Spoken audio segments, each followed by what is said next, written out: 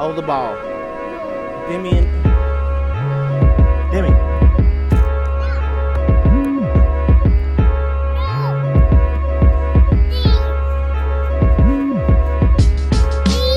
Good day, everyone, and thank you for joining us.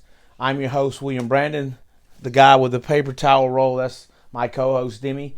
If you could, please go ahead and follow us at the SI.com site, the Falcon Report. It's very simple. Scroll up, click the follow button, and then click the heart.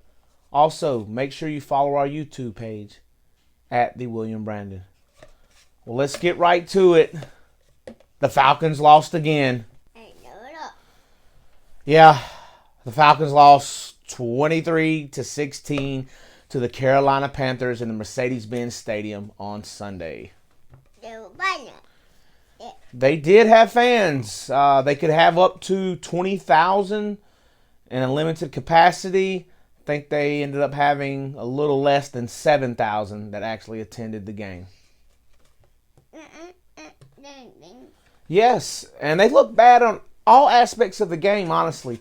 Even Matt Ryan, he was 21 for 37, 226 passing yards, no touchdowns.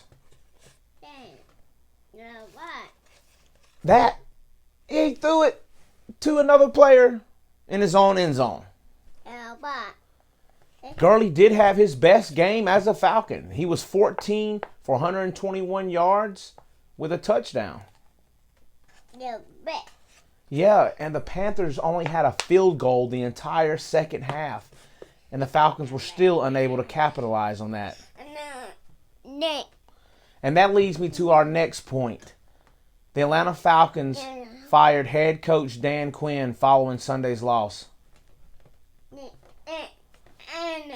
Yes, and Falcons general manager as well. Falcons defensive coordinator Raheem Morris will take over as interim head coach, and Rich McKay, CEO and Falcons president, will take over as the general manager until they find a replacement.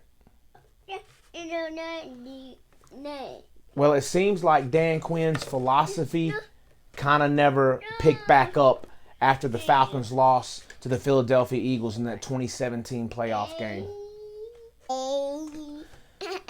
As Demi said earlier, Thomas Dimitroff was also let go. He was the Falcons general manager who brought in notable players such as Matt Ryan, Julio Jones, Deion Jones, Grady Jarrett, and even traded for Tony Gonzalez. Yeah, he did draft Jerry in 2009, who ended up retiring 5 years later to work on the family farm. Switching gears, the Atlanta Falcons traveled to Minnesota this week to take on the 1-4 Vikings. That's correct, Demi. Matt Ryan is 2-4 against the Minnesota Vikings, including last season's season opener where they lost to the Vikings, also in Minnesota. Let's take a look at the predictions from this week's episode of Birds of a Feather. And what's Sunday's score? I'm going to say Falcons 34, Minnesota 27. 22-28. Okay, Atlanta 28-22. 28-22. 30-10. 30-10 Minnesota. 30-10 Minnesota. They're going to lose. What's the score going to be, Demi? 24-24, a tie. So looks like he still doesn't have them losing. I, on the other hand, I did pick the Vikings to win this game.